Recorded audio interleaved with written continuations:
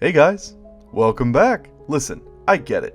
Fighting a spy is annoying. You have to stay in this really uncomfortable zone where you're close enough to deal significant damage, but not so close that he can trick stab you. There's all the variations of corner stabs, stair stabs, matadors, and what have you that he's itching to pull off for his sick frag montage on YouTube, and God forbid he has the ultimate trap card equipped. It's annoying. People don't like Sniper because he's boring to fight against, but they hate Spy because he's actively irritating. So when Spy ceases to be a nuisance and becomes really dangerous, at that point gamers are ready to break their computers. Spy being weak is part of how he's balanced. He has to be kind of a pushover in order to justify his one-hit kill potential. He can wipe out entire teams of uncoordinated, unprepared enemies, but if just one of those people turns around, he's dead. Feeding off of mistakes and targeting unaware players is the Spy's entire MO, so a knife that emphasizes that makes sense. The Kunai is a high-risk, high-reward weapon in the same vein as the flare gun, force of nature, and so on. You give up most of your HP bar in exchange for massive life leech on enemies you backstab, making you more vulnerable before a stab and much less vulnerable afterward. Combining it with the Dead Ringer serves to mitigate some of this risk, since the Dead Ringer provides damage resistance and a speed boost upon being caught. So,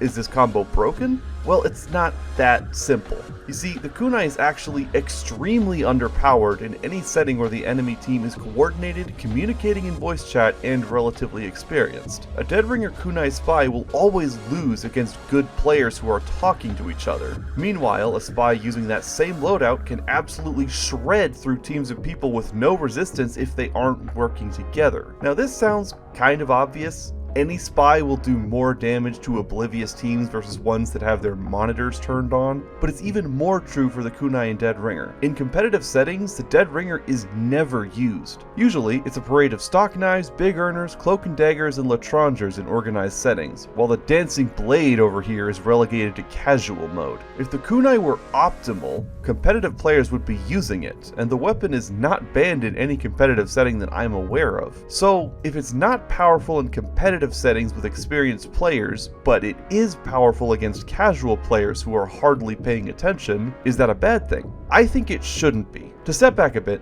I understand that the main complaint people have against the Kunai is that good players are punished for having bad teammates. A clueless heavy gets stabbed, and then the rest of the team has to deal with a 200 HP spy thanks to their bottom scoring player's ignorance. Watching a spy stab 3 people while a backburner pyro is desperately blasting him with 300 damage per second to no avail is funny, but it's also really frustrating. I get it. Kunai Dead Ringer spies are hard to kill, slippery, weaselly little bastards, and it's annoying. But I do not think it's broken, and the reason I don't think that is for the same reason weapons like the Frontier Justice aren't broken. Ask yourself, is there any real difference between the Frontier Justice and the Kunai? With the Frontier Justice, the engineer gains guaranteed crits at the cost of half his clip size, plus needing to destroy his sentry gun to obtain them. The sentry gun's kills are what give him the crits, so clueless players running into the sentry over and over allows the engineer to punish the rest of the enemy team with triple damage despite them not running into a sentry gun. Imagine constantly dying to a crit boosted engineer because your team's stupid scout keeps running into a sentry gun. Now, it could be argued that the engineer needs to sacrifice more than the spy does to get the buff. I would agree with that if the engineer couldn't destroy his own gun to get the crits whenever he wants. The engineer has all the control he needs. He can build a sentry, get 5 kills, destroy and replace it, and immediately go on a rampage with 10 critical hits while he's covered by his sentry. That is exactly as much power as a 200 health spy, and the downside of only having 3 shots is entirely irrelevant thanks to the triple damage. The Frontier Justice and the Kunai are both snowball weapons whose downsides can entirely be bypassed by experienced users. Weapons that can easily slaughter entire teams of enemies so long as there are 1 or 2 clueless noobs on that team. But one is bad and stinky because the spy uses it, and one is just fine because Uncle Dane uses it. Guys, have some consistency, please. There is counterplay to both of these items. I'm not going to waste your time suggesting balance changes to make the Dead Ringer or Kunai less frustrating, since Valve making weapon updates is essentially a thing of the past. Prove me wrong, Gabe. I'm just going to tell you how to deal with a Kunai Deadringer spy. First off, understand that the spy is not going to attack unless he feels reasonably confident he can get away with it. Spies tend to have their finger hovering over the dead ringer at all times in case things go south, so the fight has to be won decisively. Pyro has a natural advantage over the spy since the flamethrower can easily track him even with the dead ringer and melt through his overheal in just a few seconds. However, if you are playing Pyro, do not WM1. Not only does this make you easier to trick stab, it's pointless if he stabs a teammate. Instead, air blast his feet to send him into the air. Get him the hell away from your teammates. Use air blast to cut off his easy escape routes, and once he's cornered, then you can start doing damage. If you're in a position where the spy can't just outrun you, you've already won. Speed is the primary advantage the Deadringer provides, so nullifying that advantage by trapping him in a corner or at least away from health packs and teammates is key. If you aren't playing Pyro, there are still things you can do. Soldier can use knockback to achieve the same effect as Air Blast, Heavy can use the Natasha to keep him from getting away, Engineer can utterly rip and tear spies apart using the Frontier Justice, oh hey look at that, and Scout, well if you get trick stabbed as Scout, it's your own fault. You move at Barry Allen speeds and the Scattergun's burst damage is more than adequate for destroying a Kunai spy's overheal. But what if he triggers the Dead Ringer and gets away, I hear you ask?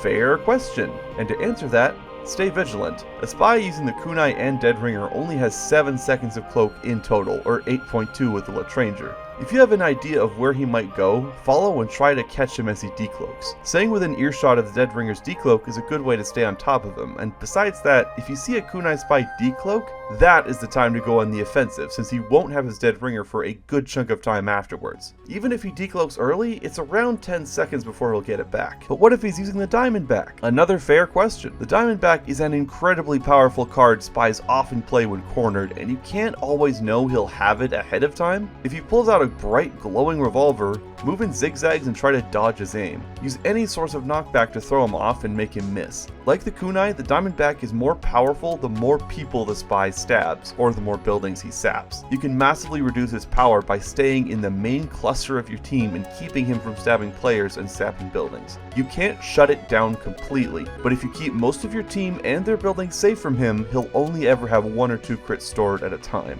If you know a spy is using the diamondback, try to engage him with some overheal so you can't just be shredded in 2 shots. It's basically the same as engaging any other power class, which a Kunai Deadringer Diamondback spy essentially is if he's good enough. I know people are gonna say spy shouldn't ever be that powerful. I have no comment. It doesn't matter if you think spy should be powerful, he is. I'm just here to help you understand how to deal with it, not complain about what I think the game should be balanced around. Spy was supposed to be a pick class, but in the right hands, with the right tools, he's a power class. Easy enough to deal with if you have a coordinated team, but monstrous if you try to face him alone. And that's the main takeaway here. The ultimate counter to Spy is teamwork. Teamwork makes even the strongest spy useless. Again, Spy leeches off of mistakes and confusion. He's a creature of chaos, but he dies in the sunlight. The mistake people make is thinking that any one class alone can handle a spy. It's not like that, man. You gotta work with your team, or at least try. The above strategies I laid out are good, but they become almost foolproof if you have the support of your teammates. Like I said in another video, it's not unreasonable to ask Team Fortress players to act like a team. But since that isn't always an option, I hope the tactics I've described can help you in your spy hunting endeavors. And finally, play Spy. Not only is he fun, but if you get good at Spy, you'll understand even better how to fight him. That's all. Like, subscribe, and get out. Video's over.